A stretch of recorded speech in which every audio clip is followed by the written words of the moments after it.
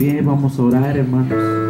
Vamos a orar por la palabra. Vamos a orar por esa palabra que hoy el Señor trae a nuestras vidas. Sea el Espíritu Santo, sea el Señor el que hable en nuestras vidas. Sea usado en nuestro hermano.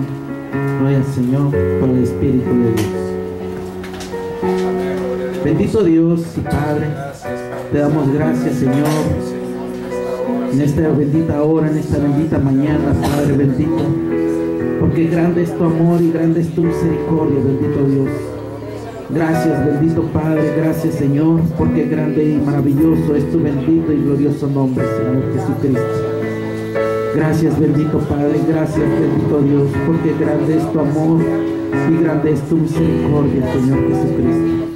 Padre, en el nombre de Jesús, sea tu Espíritu Santo que toque la mente y el corazón de mis hermanos. Sea esa espada, Señor, que atraviese y penetre los corazones y aún, Señor, los pensamientos, Padre. Sea tu Espíritu Santo, Señor, el que empiece a fluir en este momento, Padre bendito. En el nombre de Jesús, usa la vida de nuestro hermano, Pastor, Padre César, bendito Dios, úsalo, Señor, en la presencia de nuestro Señor Jesucristo. Amén. Amén. Pues, Dios les bendiga. Vamos a entrar a la palabra. Vamos a abrir la Biblia en Mateo 24.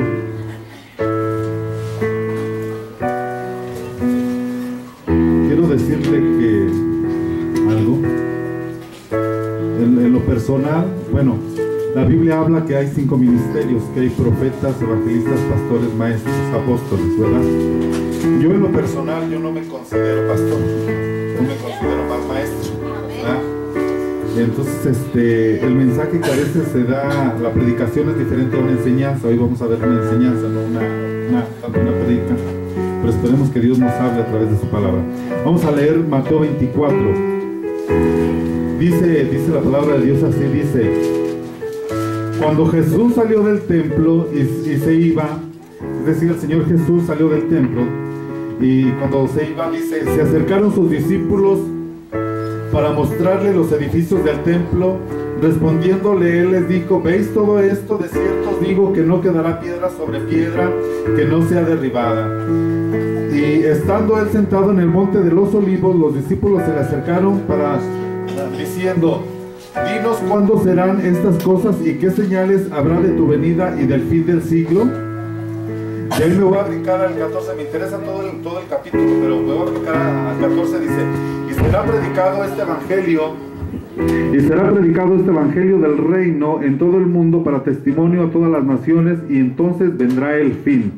Y luego me brinco al 21, porque habrá entonces una gran tribulación, cual no ha habido desde el principio del mundo hasta ahora, ni la habrá.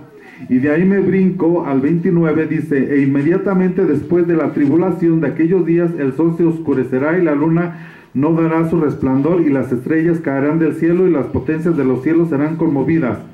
Entonces aparecerá la señal del Hijo del Hombre en el cielo, y entonces lamentarán todas las tribus de la tierra, y verán al Hijo del Hombre viniendo sobre las nubes del cielo como poder y gloria. De ahí me brinco al 37. Dice: mas como en los días de Noé, así será la venida del Hijo del Hombre. Bueno, mire, quizás usted va a escuchar un tema que quizás usted no esperaba, ¿verdad? Esperaba tal vez una palabra de consolación o no sé qué tipo de palabra, pero vamos a ver algo de escatología. En los institutos bíblicos hay diferentes materias que se dan, ¿verdad? La teología es el estudio de Dios. Teo significa Dios y gia es el estudio, ¿verdad? Entonces es todo lo relacionado con Dios. Por ejemplo, cristología es estudiar todo acerca de Cristo, ¿verdad? Pero la escatología es lo que tiene que ver con los acontecimientos del futuro. Eso es escatología. Entonces vamos a ver algo de escatología, algo del futuro. Muy bien. El Señor Jesucristo dejó una iglesia aquí en la tierra cuando Él ascendió hace 2000 años, y esa iglesia creció y sigue hasta el día de hoy, pero tiene etapas y ha tenido etapas esa iglesia, ¿verdad? pero el Señor Jesucristo, o más bien Dios en la Biblia, dice que la iglesia se va a casar con Cristo, pero ciertamente no va a ser toda la iglesia, sino una parte de la iglesia solamente, ¿verdad? Cuando la Biblia dice que Cristo es el postrer Adán, ¿verdad? Entonces la iglesia vendría siendo la postrera Eva. El primer Adán, el que está en el Génesis, dice que a él lo tuvieron que dormir, y ya dormido le sacaron una costilla, y de la costilla hicieron a Eva, a la mujer que se iba a casar con Jesús. Exactamente eso pasa en el Nuevo Testamento. El cuerpo físico, dice la Biblia que toda la iglesia universal de todo el mundo es el cuerpo físico de Cristo, y que Cristo es la cabeza. Entonces hay un cuerpo literal que es el cuerpo de Cristo, ¿verdad? El que murió y resucitó, pero hay un cuerpo místico que es la iglesia, que es el cuerpo, y la cabeza es Cristo. Entonces ese cuerpo, igual que sucedió con Adán al principio, lo van a dormir. A eso se le llama la apostasía generalizada, y van a sacar una parte de la iglesia, como sacaron de Adán una parte de su cuerpo, la costilla, para hacer a Eva. Igual a toda la iglesia la van a dormir espiritualmente, pero la gente no va a saber que está dormida, va a creer que está viva, que está despierta, ¿verdad? Pero lo que le quiero decir es que no toda la iglesia se va a casar con Cristo, solamente una pequeña parte. No todos son salvos, ¿cómo no? Salvos, pero no parte de la novia. La novia es un trabajo aparte de la iglesia en general. Esto mucha gente no lo sabe, ¿verdad? Entonces dice la Biblia, el Señor Jesús está relatando aquí que va a venir un tiempo donde va a haber una gran tribulación como nunca la ha habido en la historia de la humanidad. Mire, la Biblia, si usted cuenta de Adán hasta el tiempo de hoy, aproximadamente son 6,000 años los que llevamos de historia desde Adán para acá, porque hay una genealogía. Adán, papá de Sed, y Sed, papá de fulano, y así hasta llegar hasta Cristo, ¿verdad? Y de Adán hasta Cristo son ¿cuántos años son? Son 4,000 años. Y de Cristo para acá son 2,000 años, entonces llevamos 6,000 años de historia. Entonces Dios tiene un plan perfecto en la Biblia. Las historias de la Biblia del Antiguo Testamento son historias en las cuales Dios dejó como figuras plasmado lo que iba a pasar en el futuro. Es decir, Dios hizo la creación ¿en cuántos días? En 6, y el séptimo descansó. Entonces nosotros estamos viviendo el séptimo milenio, por así decirlo, desde Adán hasta aquí. Y el séptimo milenio será precisamente a lo que la Biblia le llama el milenio. Va a ser como el día del reposo del Señor. No sé si me entiende mucho, pero lo que le quiero decir es de que Dios trabaja por etapas, por dispensaciones. Dios trabajó con el hombre en el huerto antes de pecar de una forma. Cuando el hombre peca, sale a Adán y Eva, los echan del huerto, y Dios trabaja de otra forma con ellos. Y luego después viene lo del diluvio, y después del diluvio Dios tiene otro trato con la humanidad. Después Dios encuentra a un Abraham, y de Abraham salen las 12 tribus, y ahora Dios va a trabajar con la humanidad enfocándose a un pueblo que se llama Israel, los israelitas, ¿verdad? Y Dios va a trabajar con ellos, pero ellos no le obedecen a Dios. Entonces ellos, al no creerle, no obedecerle a Dios, Dios los ciega y le abre la puerta a los gentiles, que somos nosotros, y se abre una nueva etapa, que es la etapa de la gracia, que es la que estamos viviendo nosotros. Antes de la etapa de la gracia había un periodo que se le llamaba el periodo de la ley, pero ahorita estamos viendo el periodo de la gracia. Pero cuando termine el periodo de la gracia, entra un periodo que se le llama tribulación y gran tribulación. Después de la tribulación y gran tribulación viene un periodo que se llama el milenio, ¿verdad? Donde van a pasar cosas fantásticas y maravillosas, pero que ese es otro tema. Pero de lo que voy a hablar un poquito es de la tribulación. La iglesia que se va a quedar a la tribulación, de eso voy a hablar el día de hoy. Ese es el tema, ¿verdad? Porque va a haber una parte que se va a quedar, más bien la mayoría se va a quedar a la tribulación. Una parte va a ser llevada y la otra se va a quedar. Dice en Apocalipsis capítulo 12 que en el cielo apareció una mujer vestida del sol. Esa mujer representa a la iglesia y que estaba embarazada y con dolores de parto, pero dice que nació el hijo varón sin dolores de parto y fue llevado hacia el cielo. Ese es el grupo que se va a ir al cielo. Pero luego dice que la serpiente, el dragón, tomó venganza contra los otros hijos que se quedaron. A eso se le llama la tribulación y la gran tribulación. Muy bien. Entonces de eso es de lo que queremos hablar.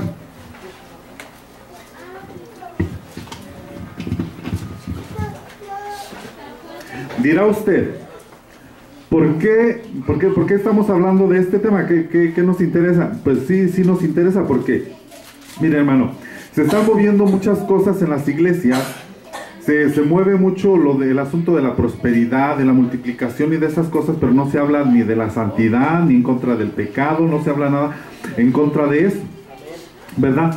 Pero ciertamente todas esas iglesias, a mi ver, la mayoría se van a quedar, porque dice la Biblia que de los que salieron de Egipto, la mayoría no agradó a Dios. Dios sacó al pueblo de Egipto, pero no para que vivieran en el desierto. Los sacó para que fueran a Canaán, a la vida abundante, a la vida en el espíritu. Pero la mayoría se murió en el desierto, no pasó a la vida abundante, por no agradar a Dios. Entonces de lo que se trata es de que nosotros pasemos a la vida abundante, a la vida en el espíritu, ¿verdad? Que conquistemos Canaán espiritualmente, pero la mayoría no agrada a Dios, ¿verdad? Entonces la mayoría se va a quedar a la tribulación. Pero ¿qué pasa si yo me muero antes de que venga ese asunto de la tribulación? Bueno, ¿qué es lo que va a pasar? Que si tú no entregas las áreas de tu alma, la tribulación tú la vas a tener personalmente en tu alma. Eso es lo que va a suceder, ¿verdad? Quizás no vas a pasar esa gran tribulación que va a haber, pero vas a pasar esa tribulación tú dentro de ti mismo en tu alma, vas a ser atribulado. Pero bueno, mire, quiero contarle, es que tengo mucho que apuntado aquí. Sansón, bueno, en la Biblia las mujeres son figura de iglesias, muchas mujeres, ¿verdad? Pero también hay hombres que son figura de iglesias. Pero hay personajes en la iglesia, en la Biblia, que son hombres que son figura de la iglesia que se queda y de iglesia que se va. Siempre hay un grupo que se queda y un grupo que se va. Dice en el Génesis, en los primeros capítulos, que Enoc caminó con Dios y fue llevado con Dios. Entonces él representa a los que se van, pero se quedó un Noé. ¿Noé fue salvo o no fue salvo? Fue salvo, pero en la tribulación. Él pasó la tribulación. Enoc no pasó la tribulación. Y el Señor Jesús dijo aquí que sería como en los días de Noé. Y los días de Noé todos los cristianos evangélicos que leen la Biblia solamente alcanzan a ver un día de los días de Noé. Dice, se daban en casamiento. O sea, están hablando de los días antes del diluvio. Ese es el primer día de Noé. Los días antes del diluvio, antes de la tribulación, que son los que estamos viviendo. Usted ve lo que está sucediendo en China, los matrimonios entre parejas del mismo sexo, usted ve la violencia, usted ve toda la problemática que hay, los suicidios, todo eso son los días de Noé en este tiempo, pero antes del diluvio. Pero los días de Noé son 3 tiempos: antes, durante y después. Estamos viviendo los días de Noé antes del diluvio, pero Noé pasó la tribulación. Es decir, cuando cayó la lluvia, Noé pasó esos 40 días de lluvia, representan la tribulación. Entonces Noé pasó la tribulación. Entonces los días de Noé son 3 tiempos: es antes de la tribulación, durante la tribulación y después de la tribulación.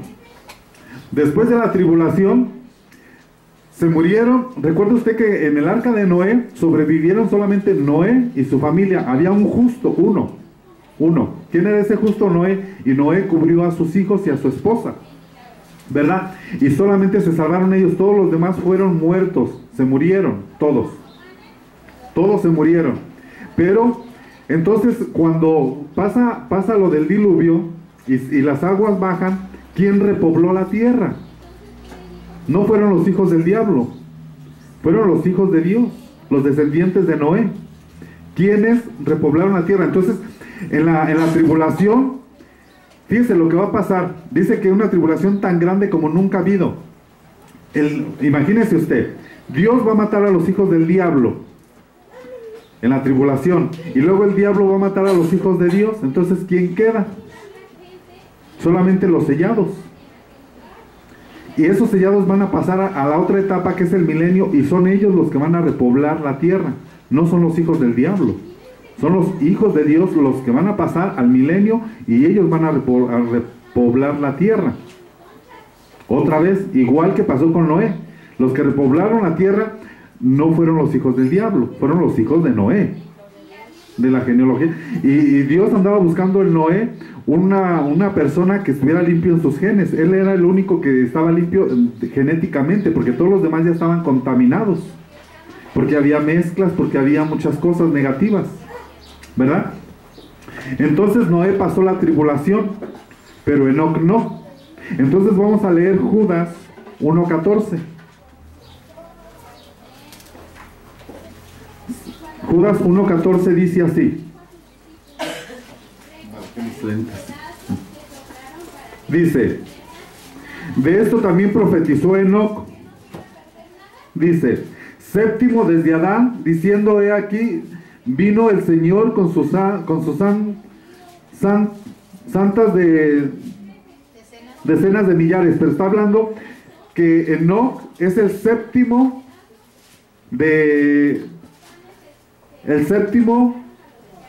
desde Adán, ¿verdad? Y luego Enoc es el tatarabuelo de Noé.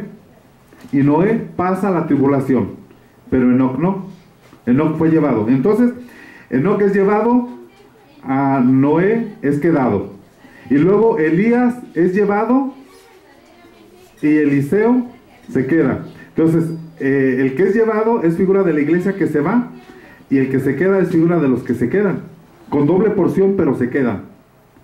Igual va a ser al final. Unos se van y otros se quedan a esa tribulación. Entonces, recuerde usted,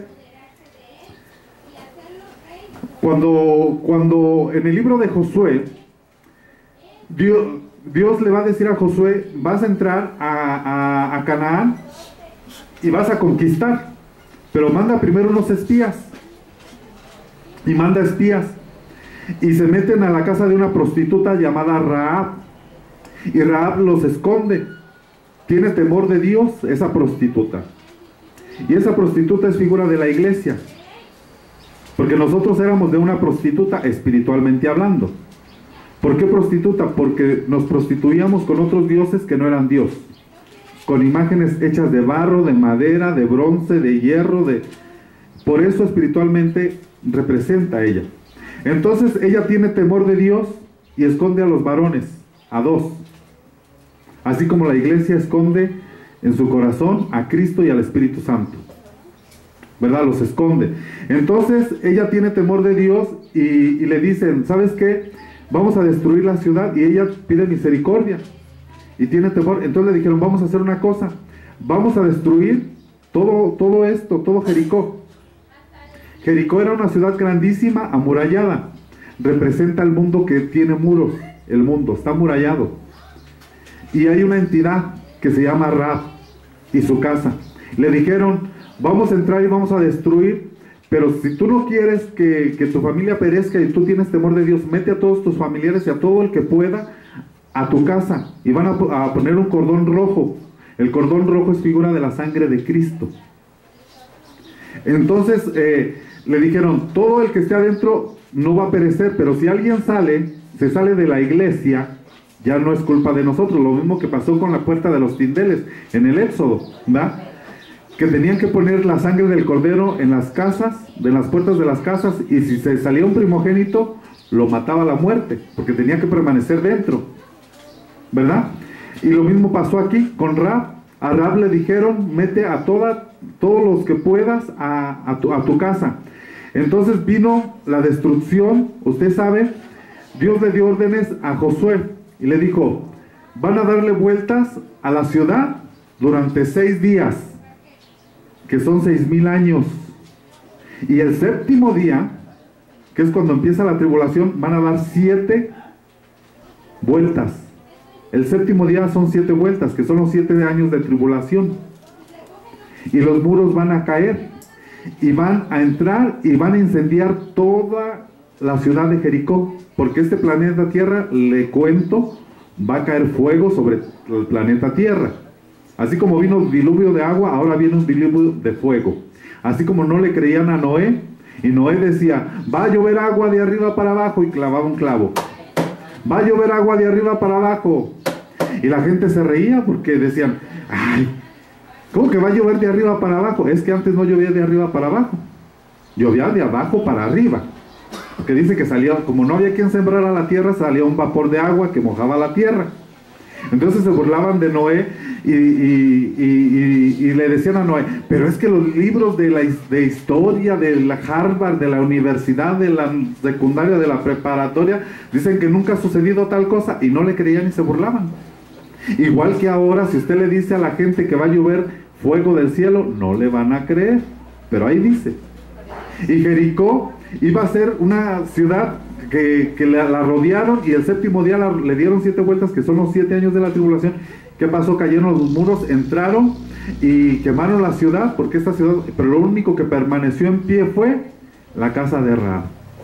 Y qué curioso que fue como un terremoto, que se cayeron todos los muros, y la casa de esta ramera estaba pegada a los muros, y fue lo único que se mantuvo en pie, porque al final lo único que se va a mantener en pie va a ser el arca de Noé, que va a sobresalir, a sobrepasar, a sobrevivir. Igual la casa de Rahab, igual la iglesia que se queda, pero solamente los marcados, porque sí va a haber gente que van a matar en la tribulación. Dice Apocalipsis: muchos van a ser degollados, muchos van a ser perseguidos, pero otros no, otros van a ser marcados para que no los toquen. Ahí está, ¿verdad? Esos van a pasar. Entonces luego en el libro de Daniel dice que Daniel representa la iglesia que se va. Daniel estaba en el palacio cuando a sus 3 amigos, ¿cómo se llamaban sus 3 amigos que les pusieron nombre? Azarías, Abednego. A ver, vamos a Daniel capítulo.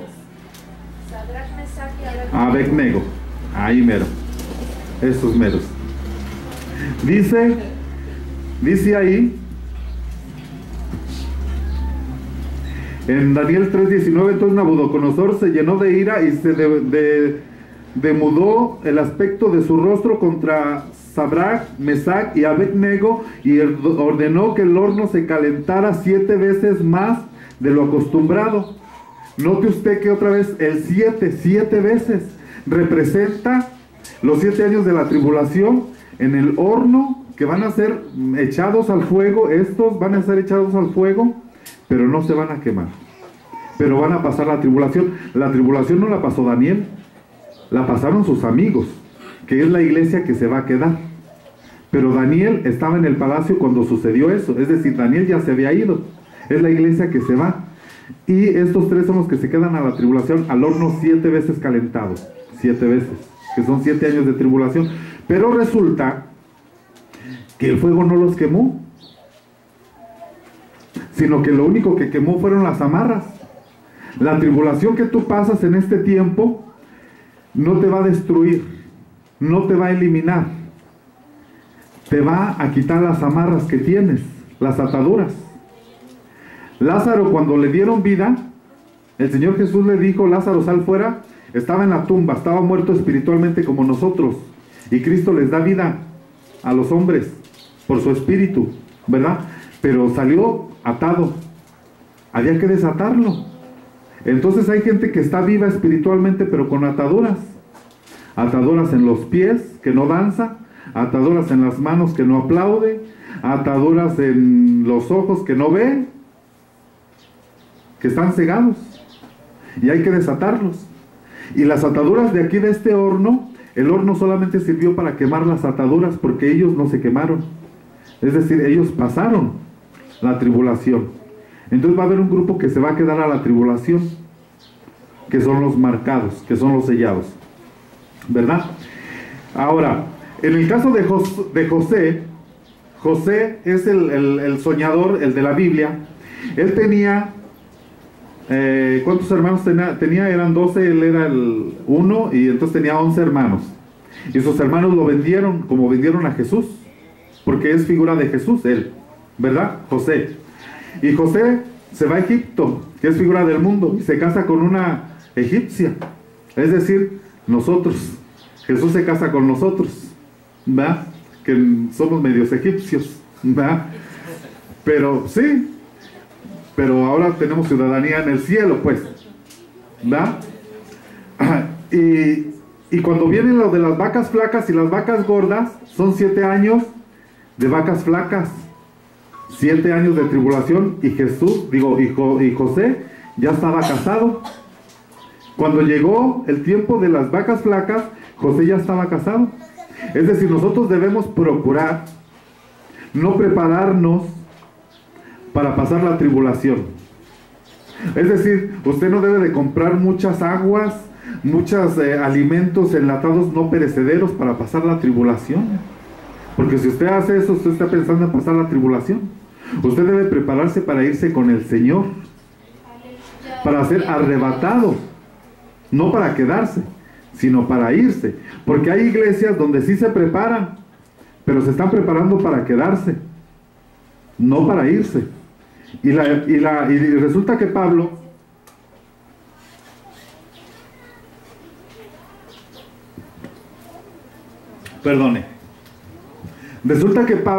o el trabajo de los 5 ministerios, es preparar a la iglesia para que se case con Cristo. Pero muchos están preparando a la iglesia no para casarla con Cristo, para que la están preparando para otras cosas, para hacer una mega iglesia, para hacer un club social en la iglesia, para muchas cosas, menos para casarla con Cristo. Pero el verdadero propósito de un ministerio es preparar a la iglesia para casarla con Cristo, no para efectos aquí en la tierra, sino para efectos eternos, aún sacrificando lo terrenal, poniendo prioridad a lo eterno antes que a lo temporal. Ese es el verdadero, debería de ser el verdadero propósito de los verdaderos ministros. Porque, mire, anoche estaba yo platicando con un hermano y le decía yo, si alguien está en esta iglesia y piensa irse de esta iglesia, irse a otra iglesia, un suponer, tiene que saber a dónde se está metiendo. Y lo pongo de esta forma: la iglesia debe de tener brújula y tiene de tener una meta y saber a dónde quiere llegar y a dónde va a llegar. Porque así, teniendo la meta, la proyección del futuro, así va a vivir su vida sobre la tierra. Por ejemplo, miren, voy a poner un ejemplo, una anécdota. Había un hombre que quería viajar hasta Guatemala en el avión y compró su boleto de avión, pero ya era bien tarde y por andar a las carreras se fue corriendo y le dio el boleto a la azafata, abrió la puerta, se metió al avión, se sentó y dijo, por fin. Y de rato preguntó y dijo, caray, ya pasa de la hora, ya debería de haber llegado a mi destino. Y le preguntó a la azafata, disculpe, ¿a dónde va este avión? Porque él iba a Chiapas, ¿verdad? Pero se subió al avión equivocado, que iba más lejos, iba hasta Guatemala. Y le dijeron, no, pues este avión va a Guatemala. Y él le dijo, no, es que yo nomás iba aquí a Chiapas, yo no iba hasta tan lejos, no iba hasta allá. Y entonces la azafata le dijo, pues, ¿cómo ve? Y entonces el hombre dijo, no, pues, ¿qué podemos hacer? Y la azafata dijo, mire, solamente hay una solución, vamos a pasar por Chiapas. Si quiere le prestamos un paracaídas y usted se avienta.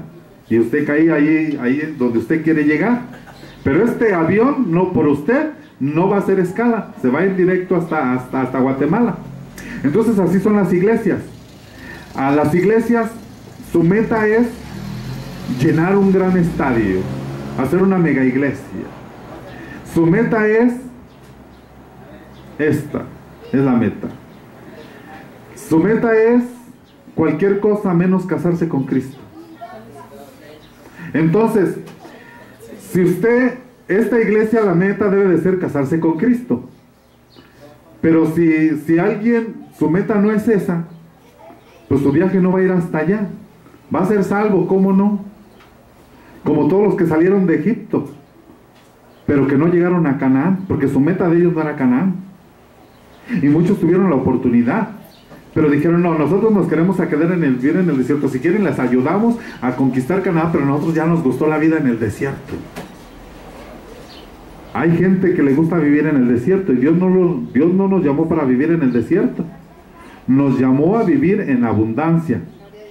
Pero no nos confundamos, porque de ahí se agarran muchos para predicar de la prosperidad. Porque dice la Biblia que prosperes en todas las cosas, así como prospera tu alma. Primero debe prosperar tu alma, conquistar tu alma. Porque si no dominas tu alma, no vas a poder dominar lo demás. Si no frenas tu lengua, que es un músculo tan pequeño, no vas a poder dominar, te va a echar a perder todo. Si no dominas tu alma, ¿para qué te sirven las riquezas? Te las vas a acabar en un día. En vez de hacerlas crecer, te las vas a acabar, porque te las vas a acabar. Pero no es malo tener dinero, ¿verdad? ¿Por qué? Porque en la historia del rico y Lázaro, ya me voy a salir un poquito del tema. En la historia del rico y Lázaro, en el lugar de gozo estaba Lázaro, y en el lugar de tormento estaba ¿quién? El rico. Pero en el lugar del gozo había otro rico, más rico que el rico que estaba en el lugar de tormento. Era Abraham. Y Abraham fue rico aquí en la tierra y allá en el cielo. Entonces no es malo. Lo malo es no saberlas administrar, que tu alma no prospere. Entonces tiene que prosperar tu alma.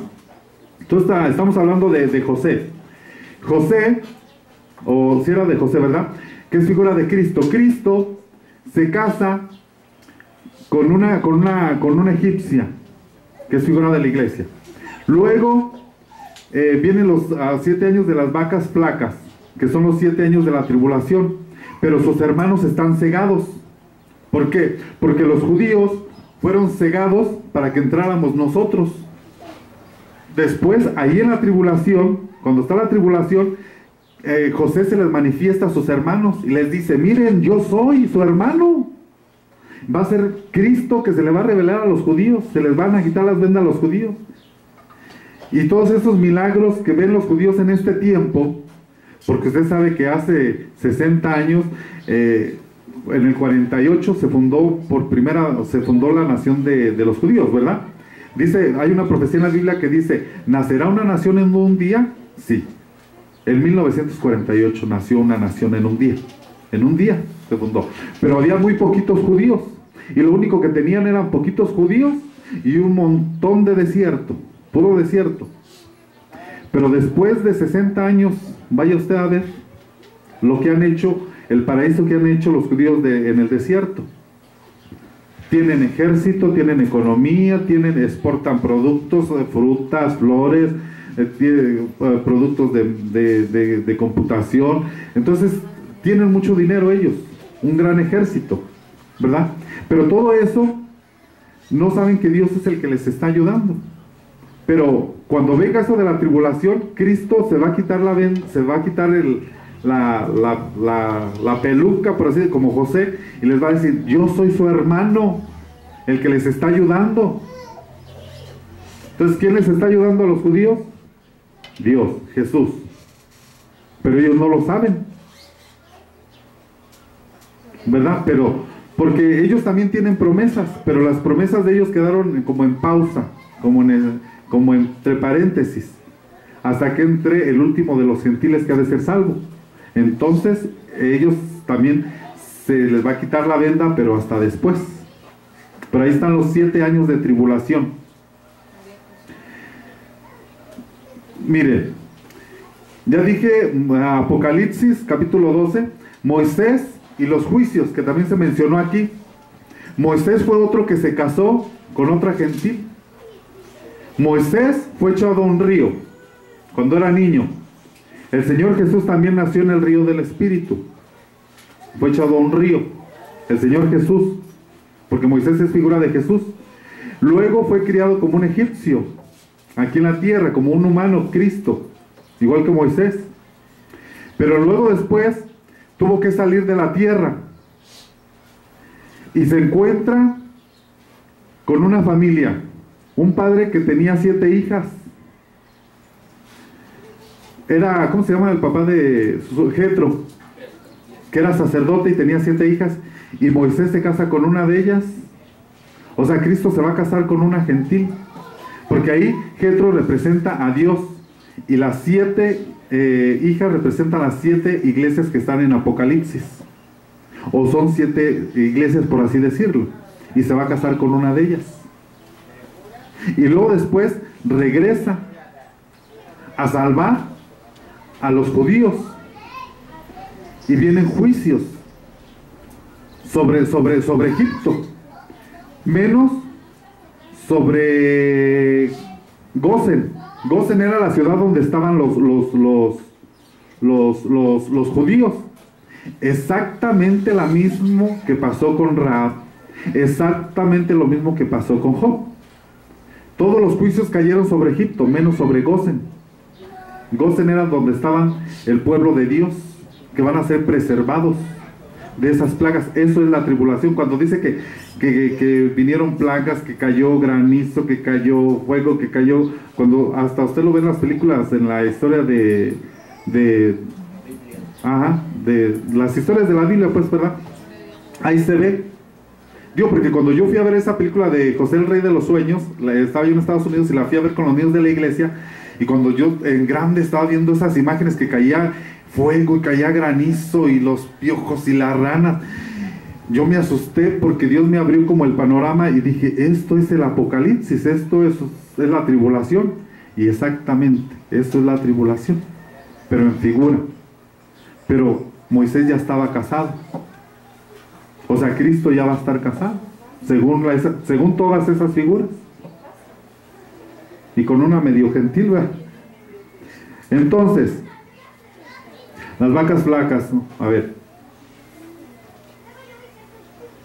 mire, ahora, en Apocalipsis, ya para ir terminando, pero la conclusión va a estar buena. Mire, en Apocalipsis hay 7 iglesias, ¿verdad? Yo he predicado varias veces sobre esto, pero sus diferentes enfoques. Uno de los enfoques es las 7 iglesias que están en Apocalipsis.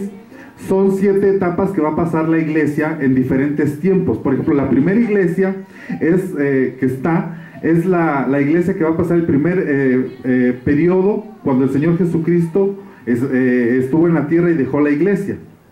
Luego la segunda es cuando viene la persecución. La segunda iglesia, a ver, vamos a ver esas iglesias.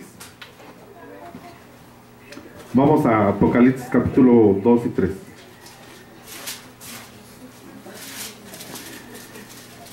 La primera iglesia se llama Éfeso, que representa la primera etapa de la iglesia.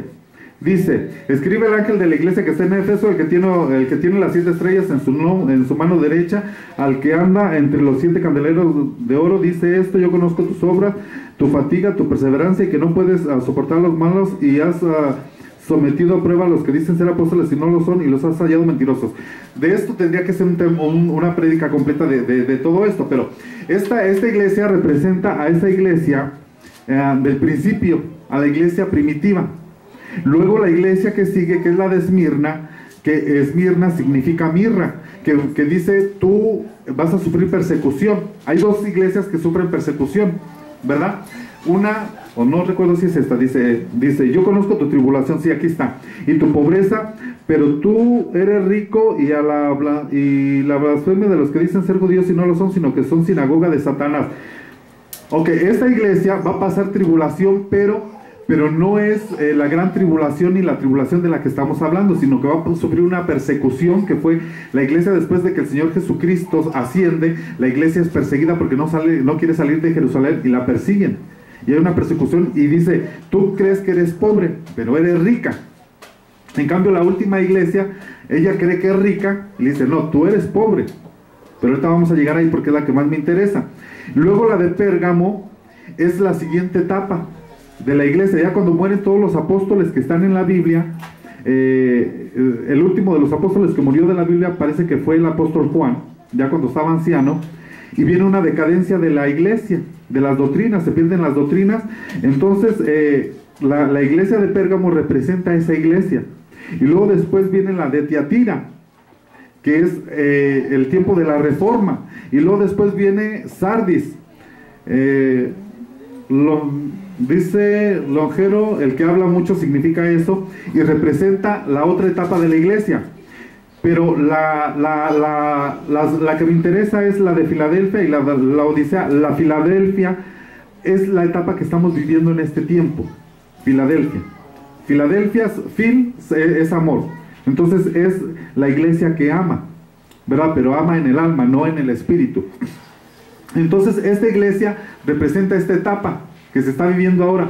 Pero después de esta etapa se va a quedar una a la tribulación, que viene siendo la de la Odisea, que es la peor de todas. Y dice, escribe el ángel de la iglesia de la Odisea, el amén, el testigo fiel y verdadero, el principio de la creación de Dios. Esto dice, yo conozco tus obras, que ni eres frío ni caliente, ojalá fueras frío o caliente, y así, puesto que eres tibio y no frío ni caliente, te vomitaré de mi boca, porque dice, yo soy rico, me he enriquecido, y de nada tengo necesidad. No sabes que eres una miserable y digna de lástima, y pobre y ciega y desnuda. Hasta parece que está cantando Shakira, ¿verdad? La de pobre, tartamuda y no sé qué tanto. Dice, te aconsejo que de mí compres oro refinado por fuego, para que te haga rico, y vestiduras blancas para que te vistas, porque estaba desnuda, no tenía cobertura, y no se manifieste la vergüenza de tu desnudez, y colirio para ungir tus ojos, para que puedas ver. Yo reprendo y disciplino. Bueno, pero a esta la van a mandar, dice que la van a vomitar.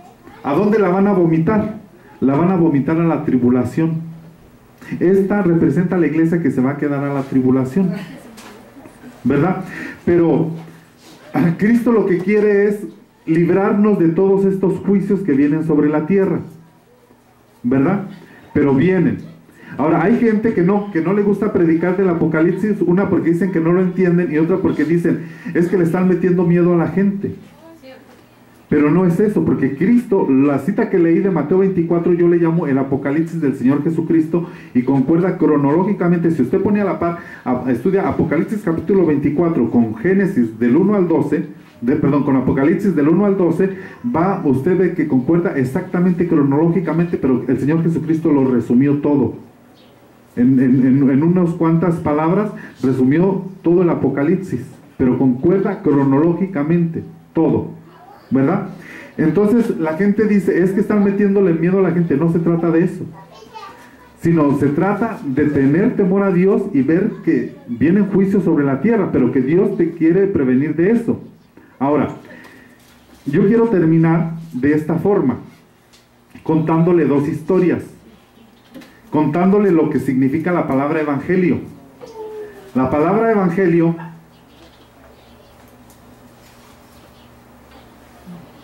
el piano. Sí. La palabra evangelio, quiero explicarle algo de la palabra evangelio.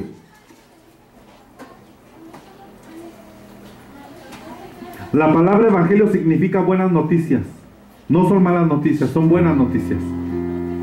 Pero voy a contar dos anécdotas para que usted entienda este concepto. Una vez había un rey que tenía un hijo único, y este rey era muy enojón, y a todo aquel que le daba una mala noticia lo mandaba a matar.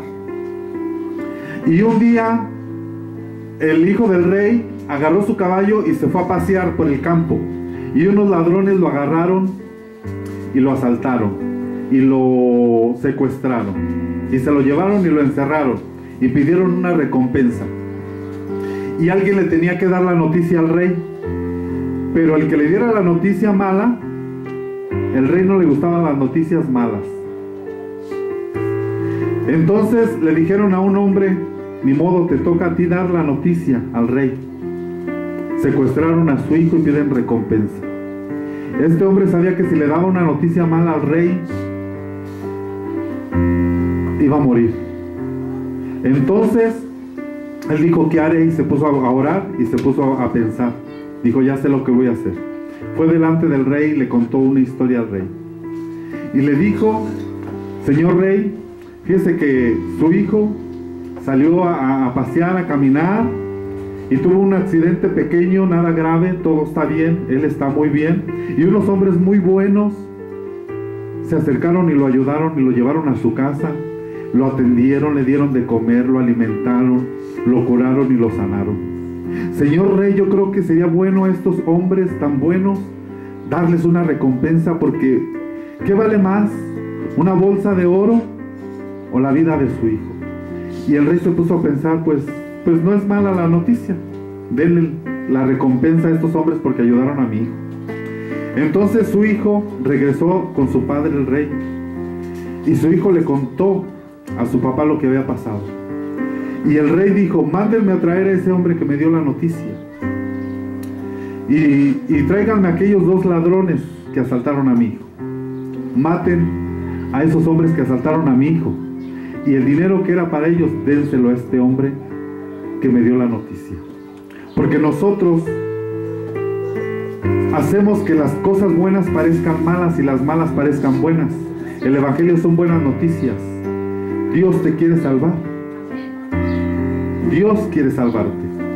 Esa es una anécdota, pero la siguiente anécdota es real. Pasó en Estados Unidos hace algunos años. Pasaron en la televisión que un hombre se robó una camioneta. Más bien el dueño de la camioneta estacionó su camioneta, se metió a una tienda a hacer unas compras, y cuando salió, el ladrón ya se había llevado la camioneta. Y el dueño de la camioneta se asustó y se sorprendió y corrió a buscar, a hablarle por teléfono al hombre, porque había dejado su teléfono celular ahí en la camioneta y tratar de comunicarse. Pero cuando sonó el teléfono en la camioneta, el ladrón se asustó y apagó el teléfono. Entonces el dueño de la camioneta dijo, ¿qué hago? ¿Qué hago? Y dijo, voy a ir a las estaciones de radio, voy a llamar a las estaciones de radio para que den el mensaje a la persona que se robó la camioneta, por favor. Entonces iba a dar el mensaje.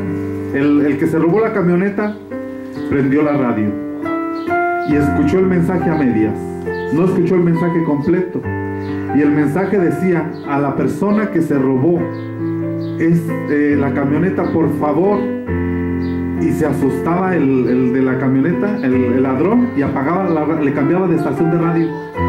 Y en la otra estación el mismo mensaje, pero no oía el mensaje completo. Y el mensaje decía, por favor, a la persona que se robó la camioneta con placas tal y modelo tal, por favor.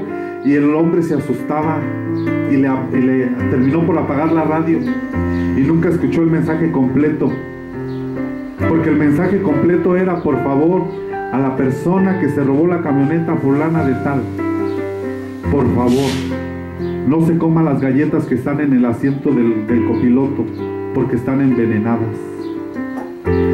Al hombre, al dueño de la camioneta, no le interesaba su camioneta, le interesaba que este hombre no muriera. A eso se le llama gracia. Pero la gente huye de la gracia, no escucha el mensaje completo de Jesucristo. El mensaje es: Dios ama al pecador.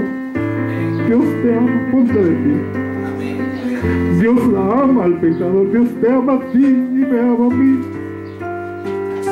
Si tuvo misericordia de mí, ¿de quién no tendrá misericordia? Si Dios tuvo misericordia de mi hermano Mario, ¿de quién no tendrá misericordia? Dios ama al pecador. En este tiempo es la oportunidad de arrepentirte. Viene juicio sobre la tierra. Jesús lo dijo. Son palabras de Él, no son palabras mías. Es el Evangelio. El Evangelio de la prosperidad ha traído más maldición a la iglesia que bendición. De verdad se los digo. La última iglesia que se queda en Apocalipsis dice: tú eres una mega iglesia, tienes muchísima gente, tienes instrumentos, grupos de alabanza, tienes ministerios, tienes un montón de tantas cosas, pero eres fría y estás desnuda, estás ciega porque no miras. Hermano, no nos quedemos a la tribulación. Es el tiempo, no importan las circunstancias que estés pasando, no vivas según las circunstancias. La iglesia del principio se reunía no en lugares como este, se reunía en cuevas, no en megatemplos. Eran perseguidos, eran echados porque los leones se los comieran. No tenían la oportunidad de ser bautizados. Esa es la iglesia. Pero la iglesia de ahora solo quiere lujos, templos con luces, con humo.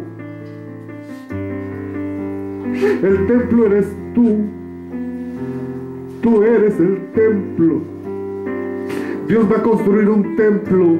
Dice la palabra de Dios que Dios no habita en templos hechos con manos de hombre, pero sí va a habitar en un templo, pero hecho con piedras vivas. Y tú eres esas piedras vivas. Tú eres esas piedras vivas. La etapa que estamos viviendo en este tiempo es la etapa del rey David. David juntó todo el material para hacer el templo. Y vino Salomón y construyó el templo y lo ensambló, y ya no se escuchó ni el serrucho ni martillo. Ahorita es el tiempo que se escucha el serrucho y el martillo, que es la palabra de Dios que te está dando forma como piedra viva, para que des la altura, la anchura, la plenitud de Cristo, del Hijo de Dios, para que seas una piedra viva en la siguiente etapa, que es la de Cristo, del mismo Cristo, pero que es figura de del hijo de David, de Salomón. Será la siguiente etapa del reino, el milenio. Ahí ya no se va a escuchar serrucho, ya no se va a escuchar martillo, porque las piedras estarán listas y todo va a ensamblar. Unas denominaciones están trabajando por allá la madera, otras acá las piedras, otras acá los utensilios. Cada quien trabaja en lo que le toca trabajar. Trabajemos en lo que nos toca, pero dejémonos formar la imagen de Cristo. Dice Pablo a los Gálatas: oh Gálatas insensatos, ustedes empezaron en el espíritu, pero terminaron en la carne. Dejemos la carne, vivamos en el espíritu. Denle un aplauso al Señor Jesucristo y le paso el micrófono. Gloria a Dios, aleluya. Gloria a Dios. Amén, gloria al Señor. Pues yo nomás te pido, hermano, en el nombre de Jesús, que escuchemos la palabra del Señor. Yo quiero que abra su Biblia. Gloria al Señor. Ahí en Isaías. Gloria al Señor. Gloria a Dios.